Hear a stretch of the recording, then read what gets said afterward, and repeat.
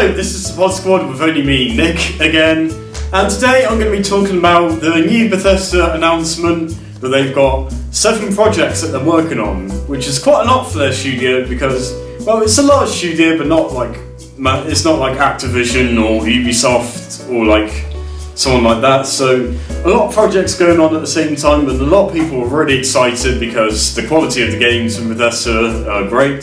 So yeah, the first announcement they said was with one of the 7 projects was, of course, Skyrim on Nintendo Switch.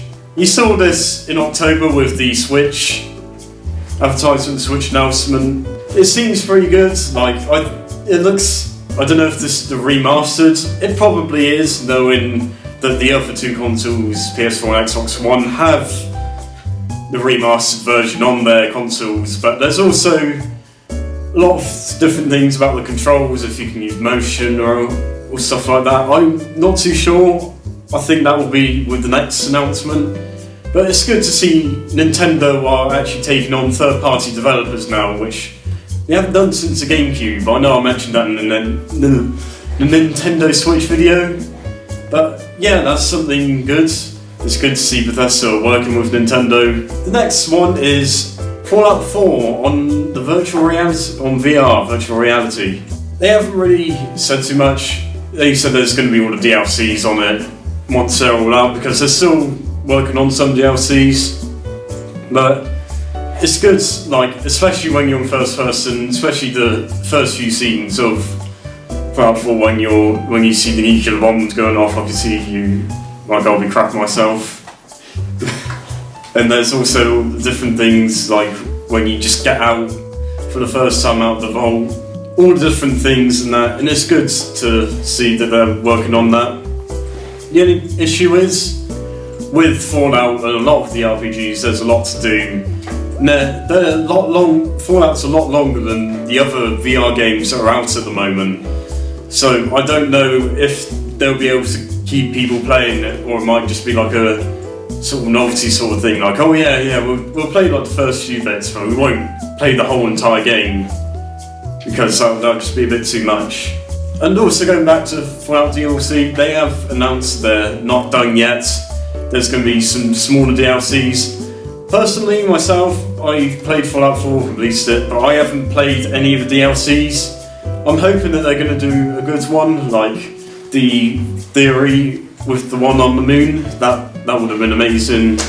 Sort of this 1950s sci-fi moon base. That would have been awesome. But the last 2, like Nuclear War, that looks good. I liked how they had it sort of added to the actual theme. Like, oh yeah, it's supposed to be nice and jolly and happy. It's all 1950s, even though it's post-apocalyptic. And then they also had that with, that was Far Harbor as well, which is apparently really good. But yeah, I'd like to see what they do and that. I don't know about any of the other projects yet. They haven't announced the other 5. They're just saying that they're working on 7, and they're the 2, just Fallout VR and Skyrim on the Switch. But I think they will release some new IPs. Maybe not open worlds. Maybe they might try and go something sort of a bit like Dishonored or Brink. Like, it should be pretty good to see some new IPs, some new sort of stuff. It would be good to see a steampunk open world sort of thing.